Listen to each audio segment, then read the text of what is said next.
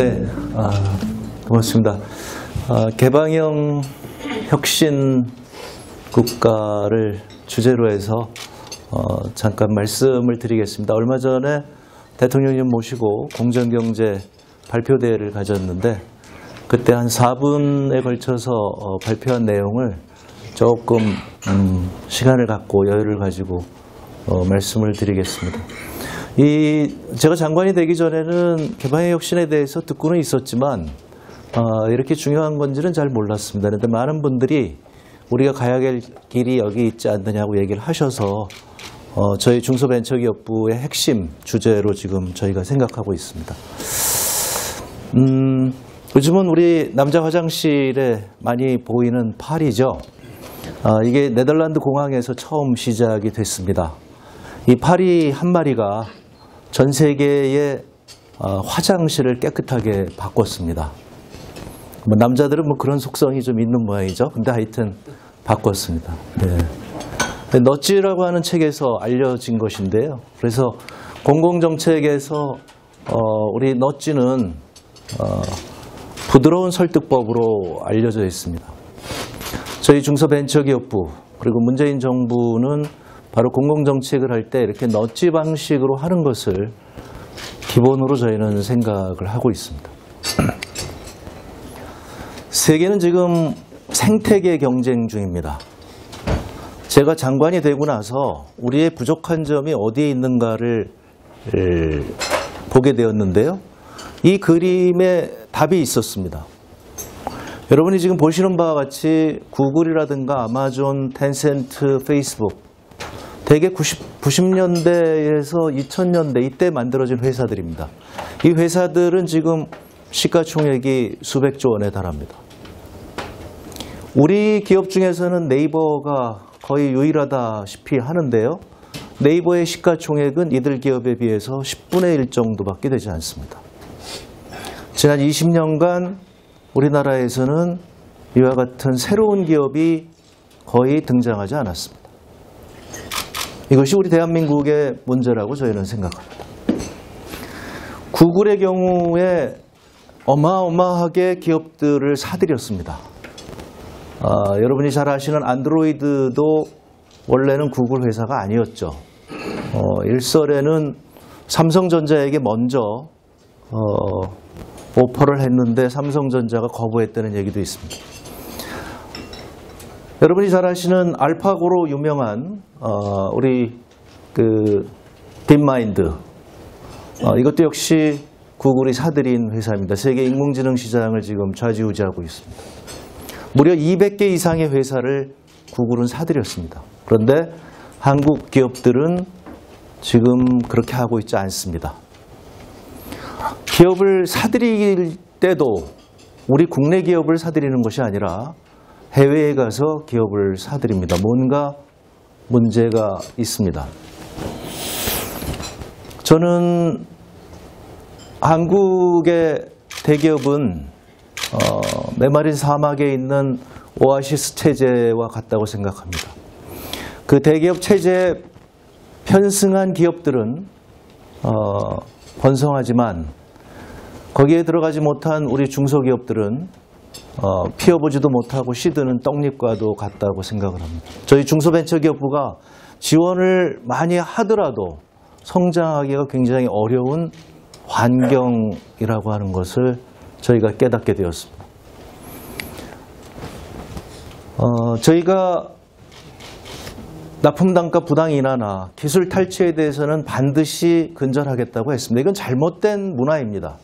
이것이 잘못됐다는 것은 누구나 다 알고 있습니다. 제가 대기업 관계자를 만나봤는데 대기업 관계자들도 우리가 정책이 그렇지 아니한데 이게 밑에서 실무자들이 아직 제대로 파악을 하지 못해서 그런 일이 많이 발생했다는 얘기를 많이 듣습니다. 기술 탈취 문제는 이건 심각한 문제입니다. 바로 기술 탈취가 쉽게 되다 보니 아무도 기술 개발을 하지 않습니다. 그리고 M&A가 일어나지 않습니다. M&A를 하면서 중소기업이 이제 목돈이 마련이 되고 그러면 그 기업이 다시 벤처 캐피탈이 되어서 또 다른 기업을 인수하고 이렇게 선순환이 돼야 되는데 한국에서는 기술 탈취라고 하는 손쉬운 수단이 있기 때문에 이렇게 하지 않습니다. 그래서 이것은 반드시 막겠습니다. 이거는 잘못된 관행이고 잘못된 관행을 우리는 올바른 관행으로 바꾸도록 하겠습니다. 하지만 이 잘못된 관행을 바꾼다고 해서 이것이 필요 조건일 뿐 우리나라의 번영을 가져오는 충분 조건은 아니라고 저희는 생각을 하고 있습니다. 말씀드린 대로 외국과 같이 대기업과 중소기업이 함께 커나가야 되는데 그것이 지금 부족하다는 것이죠.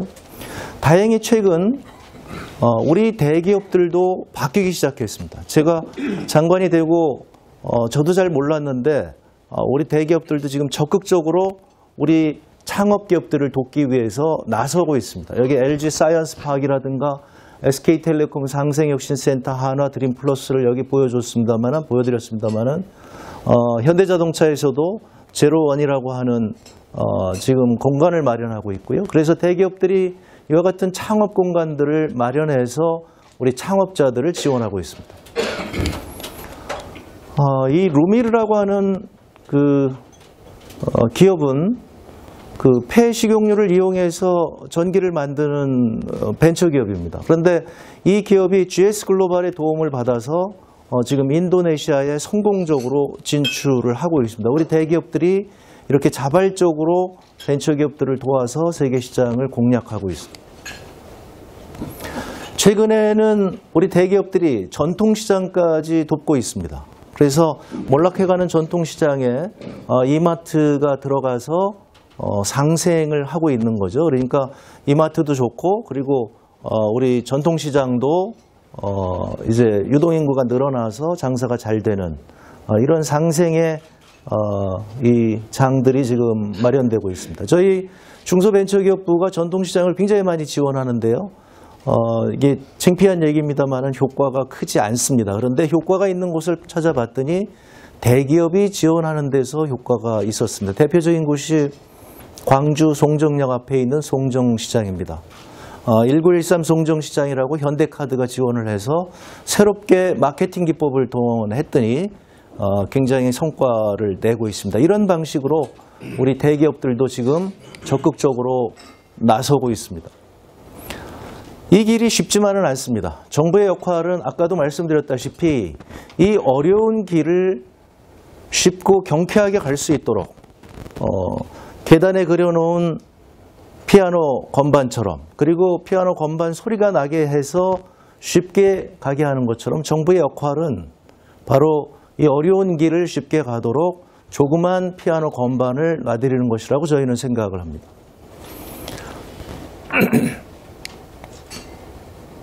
이 폴레드라고 하는 회사는 현대자동차의 사내벤처 회사입니다. 자동차 회사에서 카시트를 만들었다고 하니까 뭔가 좀 신뢰가 가죠. 이와 같이 사내벤처가 슬슬 시작되고 있는데 저희가 중소벤처기업부가 금년서부터 이와 같은 사내벤처를 지원하기 시작했습니다. 대기업이 지원을 하게 되면 그러면 저희가 매칭 펀드로 지원을 합니다. 지난번에 신청을 받았더니 공기업을 포함해서 40개 대기업이 이 사내벤처 프로그램에 지금 들어왔습니다. 이 화진산업의 스마트 공장인데요. 이 스마트 공장은 삼성전자가 지원을 한 것입니다. 우리 박성태 회장님 얘기하신 대로 우리 중기중앙회가 적극적으로 지금 중소기업의 스마트 공장 설치를 지원하고 있고 저희 중소벤처기업부가 열심히 하고 있습니다. 저희 국정과제가 되어서 2022년까지 2만 개 회사를 스마트 공장으로 바꾸겠다고 열심히 하고 있습니다. 그런데 대기업도 이것을 하고 있는데 저희가 얘기를 들으니까 대기업에서 도와줄 때 훨씬 더 효과가 있다는 것입니다. 왜냐하면 대기업은 이미 스마트 공장으로 전환한 경험이 있고 거기에 기술 인력이 있기 때문에 그렇습니다. 그래서 저희 생각에 그분들이 적극적으로 더 도와주면 좋지 않겠는가 해서 금년서부터 삼성전자가 스마트 공장을 지원을 하면 저희가 매칭으로 지원을 합니다. 그전에는 대기업과 중소기업이 5대5로 비용을 마련했는데 이제 정부가 지원을 함으로 인해서 3대 3대 4로 지원을 합니다. 삼성전자뿐만 아니라 현대자동차에서도 지금 시작을 했고요. 이렇게 정부가 지원을 하면서 삼성 SDI를 비롯해서 포스코, 많은 대기업들이 지금 중소기업의 스마트 공장을 돕기 위해서 나서고 있습니다.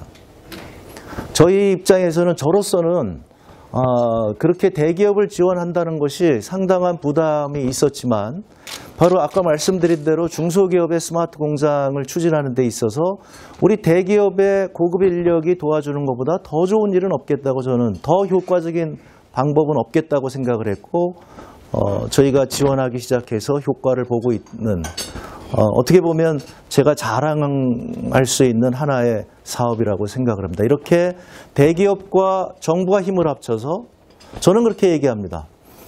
민간에서 효율을 발휘하기 위해서는 기업들이 전면에 나서야 되고, 정부는 한 발짝 뒤에서 이렇게 기업들의 창의력이 발휘되는 것을 돕는 것이 우리 성장을 돕는 것이라고 저희는 생각을 합니다.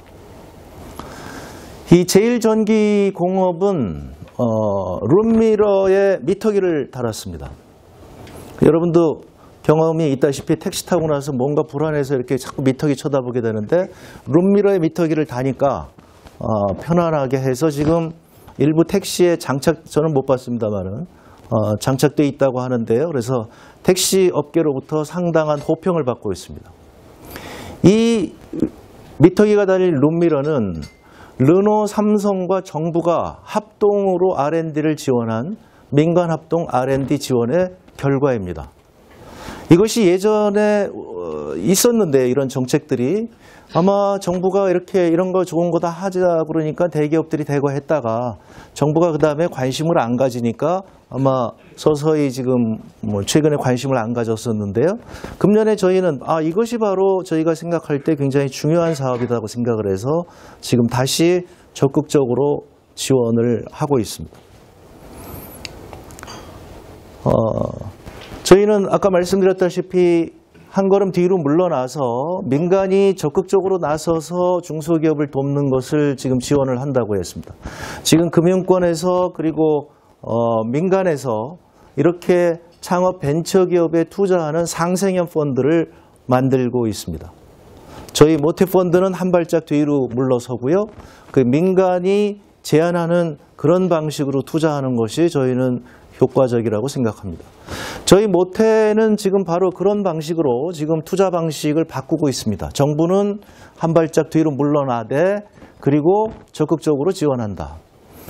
저희 벤처 지금 투자가 금년도에 사상 최대 수준에 달하고 있고요.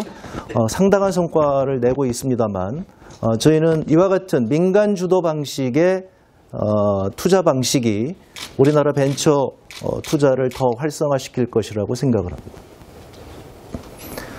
외국에서 롤스로이스나 보잉과 같은 회사들은 엔진을 개발할 때 중소기업과 함께 개발하고 그리고 나중에 성과를 공유한다고 합니다. 우리 홈앤쇼핑이나 롯데마트 이런 유통기업들 역시 마찬가지로 중소기업과 성과를 지금 공유하고 있습니다.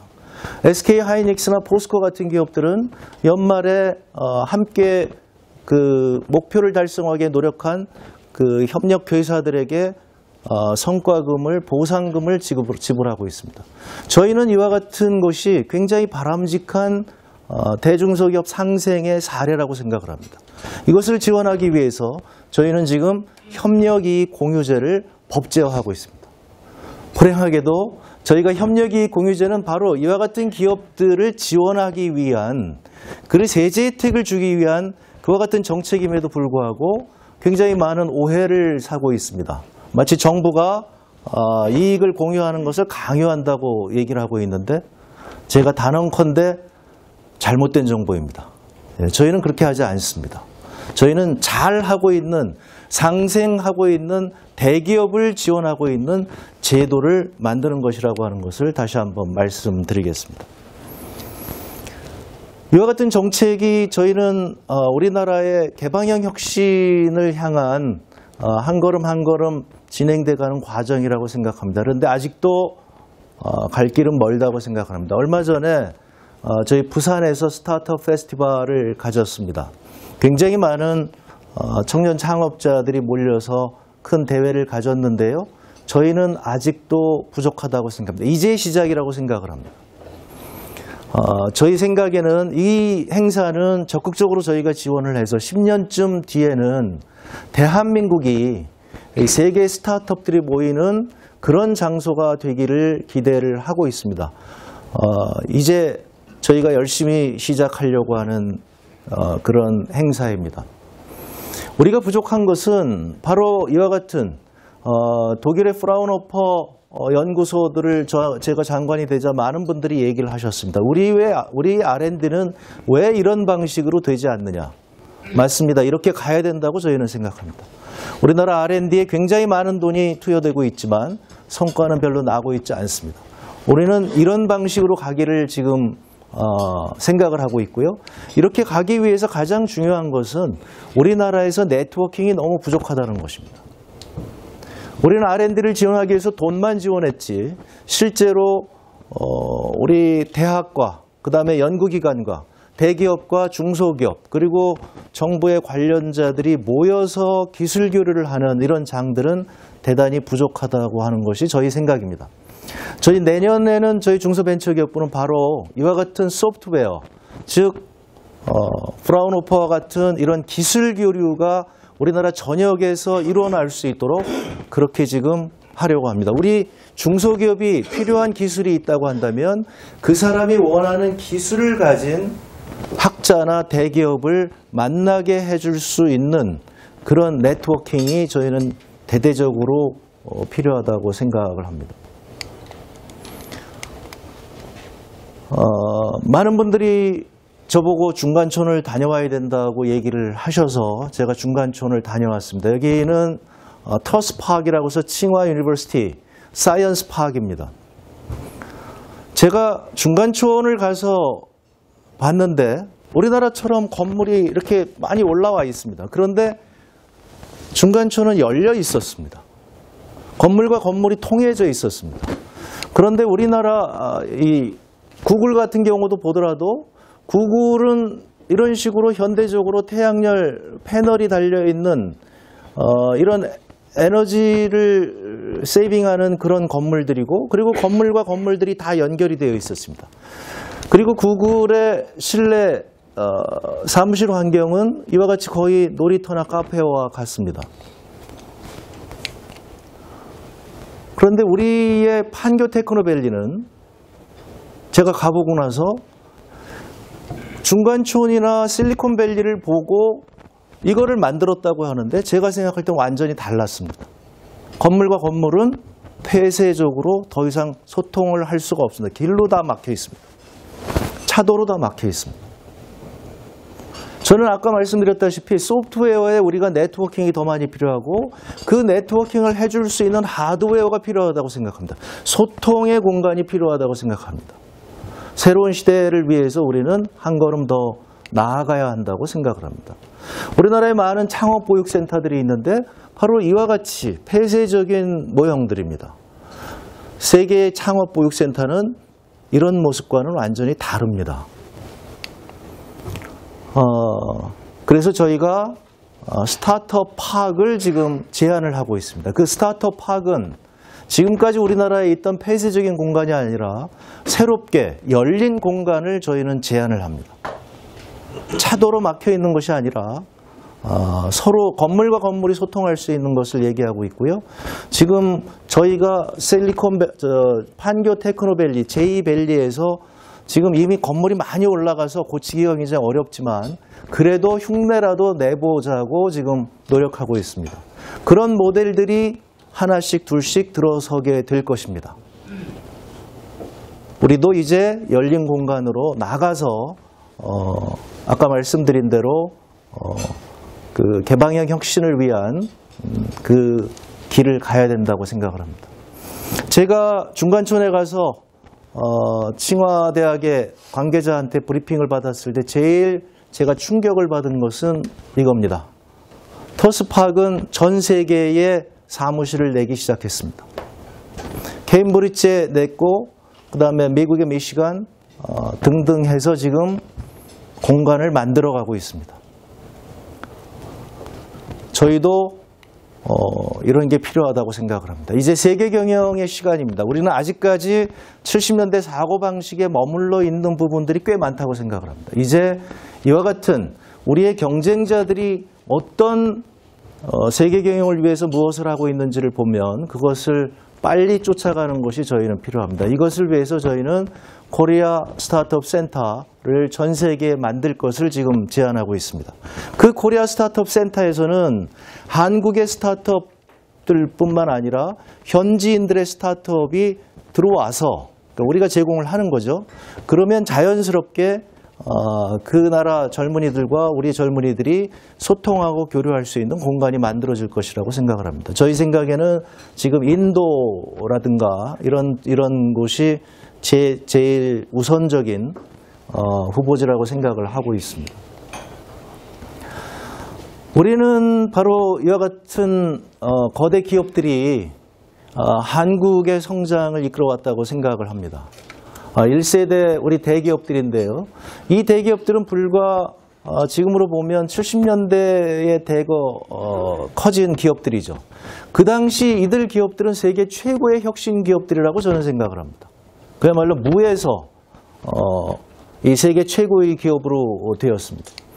외환위기가 오고 나서 우리에게는 새로운 기업들이 등장을 했습니다. 아까 말씀드렸다시피 좀 부족하지만 그래도 상당한 기업들이 등장을 했고요. 최근에 저희가 파악해 본 바에 의하면 이제 우리도 유니콘 기업들이 나오기 시작했다고 얘기를 합니다. 얼마 전에 제가 벤처 1000억 기업 행사를 다녀왔는데요. 벤처 1000억 기업이 지금 작년도에 사상 최대로 69개가 늘어서 여기 69개가 새로 진입을 했고 10개가 탈락을 해서 순증가는 59개인데요. 그래서 572개사가 벤처 1000억 기업이 됐습니다. 1조 원 이상 벤처 기업도 작년에 11개가 되었습니다. 저희 생각에 바로 이와 같은 아까 제가 보여드린 바와 같은 그 사막에 있는 오아시스 하나가 아니라 그 체제가 아니라 우리 거대 대기업과 그 다음에 새롭게 등장하는 우리 벤처 기업들 이런 기업들이 생태계를 이루는 것이 우리 한국 경제의 지속 가능한 성장을 뒷받침하는 중요한 생태계라고 저희는 생각을 합니다. 이와 같은 생태계가 구축이 될 때 한국의 대기업들은 다시 한번 세계 최고의 혁신 기업으로 도약할 수 있으리라고 저희는 생각을 합니다. 다시 말씀드리면 개방형 혁신이라고 하는 것이 대기업이 중소기업들을 일방적으로 돕는 것이 아니라 그 결과로 우리 대기업들이 다시 세계적인 경쟁력을 회복하는 중요한 길이라고 저희는 생각을 합니다. 왜냐하면 우리는 한 팀이기 때문에 그렇습니다. 대기업과 중소기업이 한 팀이 되어서 대한민국 경제를 다시 세계 최고 수준으로 올리는 것이 그 길을 가는 데 있어서 개방형 혁신이 필요하다고 저희는 다시 한번 말씀을 드리겠습니다. 네, 고맙습니다.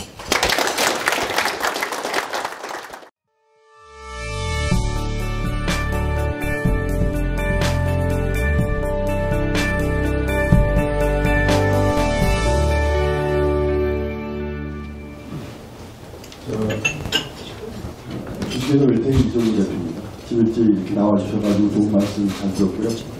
사실 오늘 이제 어떤 좀 말씀하실지 궁금해가지고 몇 개 좀 적어봤는데요. 처음에 지속가능 성장에 대한 아이디어를 가지고 이제 우리가 토론을 시작했고, 첫 페이지에서 생태계 경쟁이라는 말씀을 하셨고, 마지막에 원팀 코리아라는 말씀을 하셨는데, 저희 회사 예를 들어가지고 한번 좀 말씀을 좀 드리고 싶은 게 있어가지고 마이크를 잡았습니다. 한 20년 됐습니다, 저희 회사는. 그래서 최근에 와서 한 5년 전부터 이제 IT 관련된 이제 정보통신 사업을 준비해서 지금까지 오고 있는데, 좀 우리나라의 이 현재 시스템에 대해서 좀 지원하는 시스템에 대해서 좀 아이디어를 하나 좀 드리고 싶어가지고 마이크를 잡았고요. 아까 제1정비공업의 그 택시미터 굉장히 좋은 아이디어인데 저희들이 볼 때도. 그래서 제가 혹시 지금 이 판매가 어떻게 되는지 인터넷 잠깐 조사를 해봤더니 역시 이제 여러 가지 그 이해관계의 어떤 부분에 지금 좀 문제를 좀 가지고 있는 것을 좀 느꼈습니다. 예를 들어서 만약에 그 아이디어가 기존의 미터기 업체에 이 같이 컨소시엄으로 뭔가 만들어졌다면 이 시장에 발표가 되었고 상당히 많이 어떤 이 마케팅을 통해 가지고 해외 진출 부진을 이미 했었어야 되는데, 근데 지금 사실은 이제 현대 기아차 쪽으로다가 이제 이 기술 이전을 하기 위해서 준비 중이라는 얘기를 좀 이제 뉴스에 들었는데, 우리 정부가 좀 그런 게 좀 필요하지 않을까 싶은 생각이 듭니다. 예를 들어서 돈을 지원할 게 아니라 기존에 그 이해관계 있는 업체들하고의 매칭, 그걸 통해서 빨리 성장하고 빨리 수출하고 그걸 통해서 성과를 올릴 수 있는 이런 부분들이 우리가 얘기하는 원팀 코리아가 아닌가 생각이 돼가지고 마이크 들었습니다. 고맙습니다. 네, 고맙습니다. 전적으로 동의하고요. 아까 말씀드린 대로, 정부가 할 수 있는 일이 그런 일이 아닌가 싶습니다. 근데 의외로 지금, 우리 대기업들이 그런 면에서 그동안 좀 소홀했다고 한다면, 이제 대기업들도 이런 게 중요하다는 데 인식을 같이 하시는 것 같아요. 그래서 그 대기업에서 이런 쪽에 종사하시는 분들의 뭐라 그럴까요? 그 인원들이 자꾸 늘어나고 있는 것 같습니다. 그래서 좀 더 저희와 함께 이렇게 중소기업을 돕고 이런 것에 지금 나서고 있는데요. 지금 얘기하신 대로 대기업들에게 이런 것을 중소기업이 가서 얘기를 하는 것이 쉽지가 않습니다. 그래서 아까 말씀드린 대로 저희가 할 수 있는 것이 바로 대기업과 중소기업을 만나게 해주는 교류의 장을 만드는 것이 저희의 역할이라고 생각합니다. 오늘 사실은 이제 언론인들께서 그 역할을 해주실 수 있고요. 그래서 저희 생각에는 바로 그렇게 중요한 문제에 대해서 지금까지는 대기업은 이렇게 가만히 있으면 중소기업이 가서 우리 이런 물건이 있는데 한번 봐주시지 않겠습니까 하는 이런 그 어떤 종속적인 관계에서 부탁을 드리는 거였다면, 저희는 그게 아니라 이제는 그게 바로 실리콘밸리의 문화고 그게 중간촌의 문화입니다. 자연스럽게 평소에 만나서 서로 이러이러한 좋은 물건이 있는데 대기업들도 그러면 와서 보고 저거 좋으니까 우리 기업도 저거 갖다 쓰기로 합시다. 이렇게 되는 것이 지금 자연스러운 것인데 우리가 그동안 이런 쪽에 좀 소홀하지 않았나 하는 것이 저희 생각입니다. 지금 말씀하신 것 제가 다시 한번 유념해서 그런 쪽으로 좀 더 노력을 많이 하도록 하겠습니다. 고맙습니다. 네, 충분한 답변 주셨길 바라고요. 3번 테이블 손주신 분 질문도 받겠습니다. 대기업과 중소기업 간의 지금 현재 이익 공유제에 대해서 많은 부분에 지금 설명을 해주셨지만 많은 부분에 지금 오해가 좀 있는 것 같습니다. 이 부분은 우리 중견기업의 입장에서 보면 대단히 중요한 그 아젠다라고 지금 생각이 됩니다.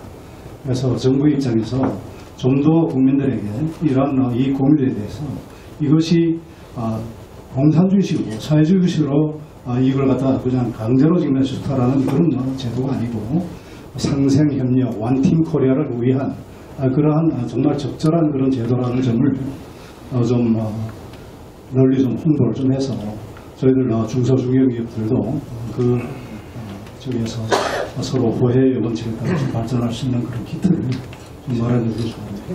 휴넷의 권대우 회장이었습니다. 감사합니다. 네, 고맙습니다. 네, 아주 제가 드릴 말씀을 이렇게 질문을 해줘서 너무 감사드리는데요. 모르겠습니다. 그게 아마 우리 오랫동안의 우리 권위주의 시대의 잔재가 아닌지 모르겠습니다. 그런데 저희 문재인 정부에서 굉장히 안타깝게 생각하는 것이 그런 것들이고요. 저희는 기업에 대해서 무슨 강요를 한다고 하는 것을 생각하고 있지 않습니다. 근데 그런 관행이 남아있을 수도 있다고 생각을 합니다. 저희도 우리 직원한테도 저희가 계속 그렇게 얘기를 하는데요. 옛날처럼 기업을 그렇게 대하지 말고 우리는 서비스 기관이다, 정부는. 따라서 정부가 규제하고 단속하는 기관이 아니라 기업을 지원을 해서 기업이 지금 이러이러한 규제에 대해서 규제가 있다면 그 규제를 함께 해결해 나가는 서비스 기관으로 우리가 생각해 줬으면 좋겠다. 이렇게 지금 얘기를 하고 있는데 아마 현장에서는 아직 안 그런 것이 꽤 있다고 저희는 생각을 합니다. 그런 것이 있다면 저희에게 좀 알려주시기 바랍니다.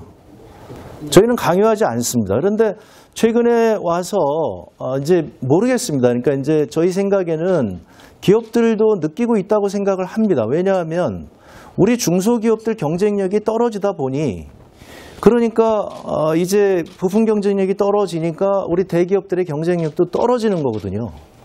지금 최근에 저희가 스마트 공장을 다녀보면 이들 기업들은 경쟁력이 굉장히 부품 경쟁력이 뛰어나서 세계적인 그런 자동차 회사들이 와서 그 물건을 사가고 가고 있거든요. 그러니까 그런 회사들을 우리가 더 많이 키워내야 되는데 우리 대기업들이 그런 면에서 좀 소홀하지 않았나 싶고요. 그래서 최근에는 그런 면에서 굉장히 저희는 그 아주 건전한 그 좋은 방향으로 지금 가고 있다고 생각을 합니다.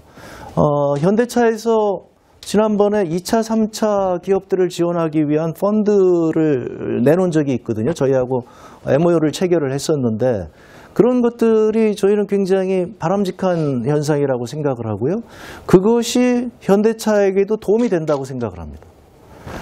저희가 지금 상생결제 2차, 3차 기업들을 위해서 상생결제를 하고 있는데 상생결제가 그전에는 1차 하도급 업체에만 적용이 되었다면 최근에 와서는 2차, 3차까지 지금 적용이 되고 있거든요.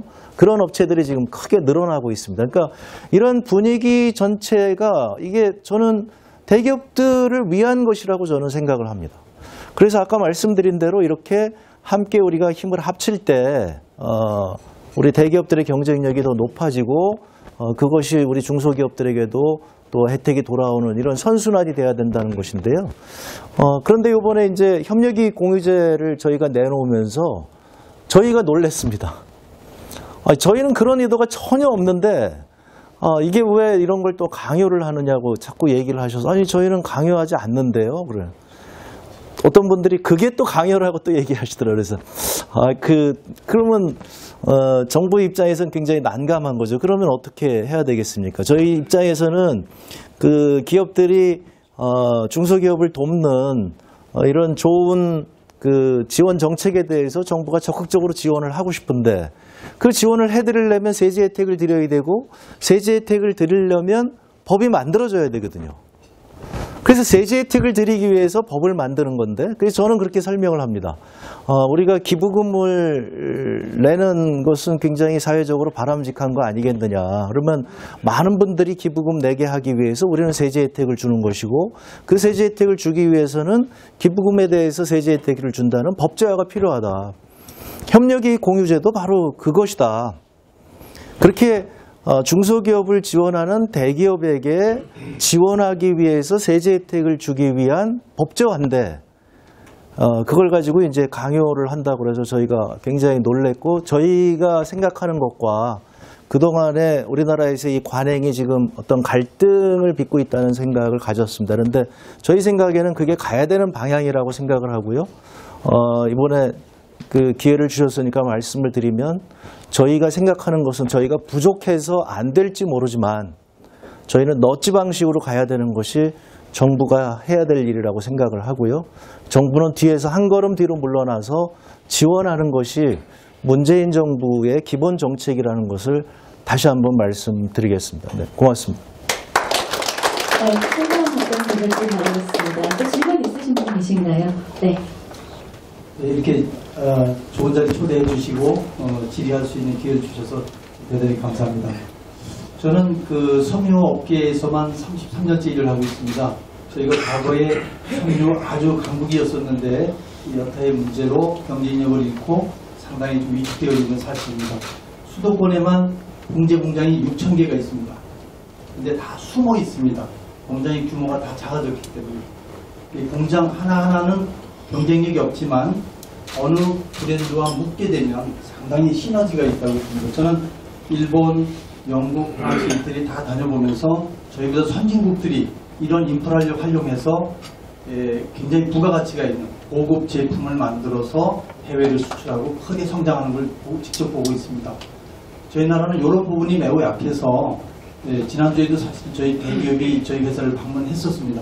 근데 저는 이 인프라를 극대화시킬 수 있는 방법이 있습니다.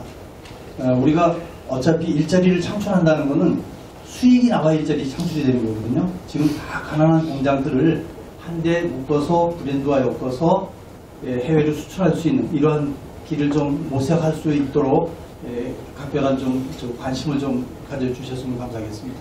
감사합니다. 네, 고맙습니다. 근데 아이디어를 주셔야죠.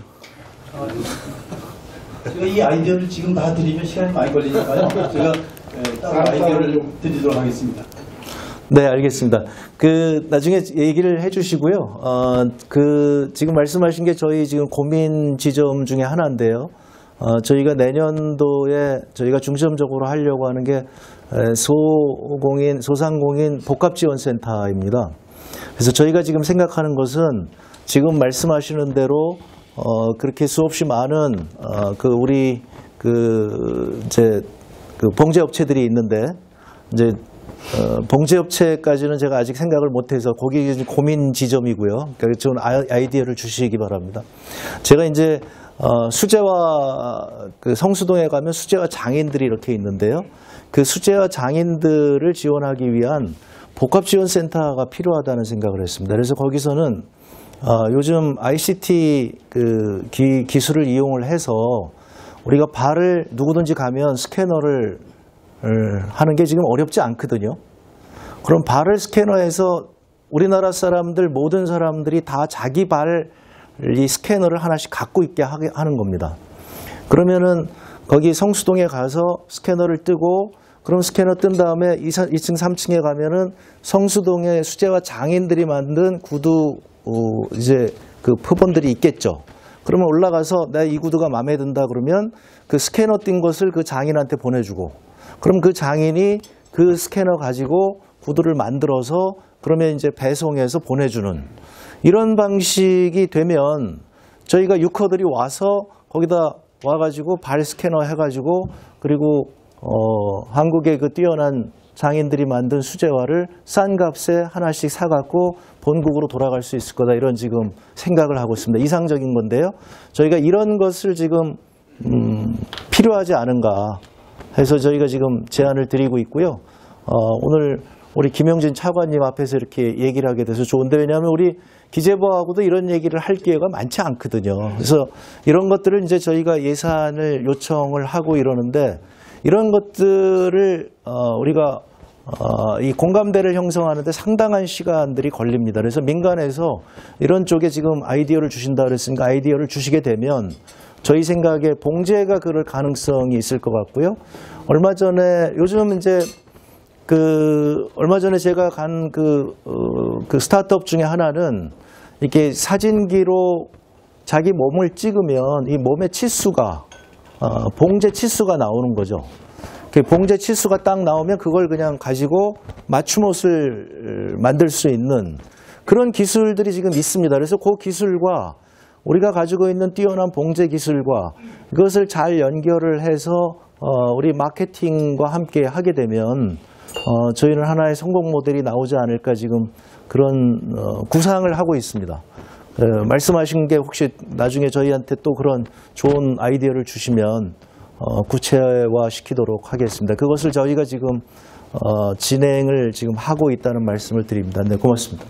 네, 충분한 답변이 되셨을 것 같습니다. 시간 관계상 질문은 여기까지만 마치고요. 홍 장관님께 진솔한 답변 진심으로 감사드린다고 전하고 싶습니다. 홍 장관님께 다시 한번 큰 박수 부탁드립니다. 네, 고맙습니다.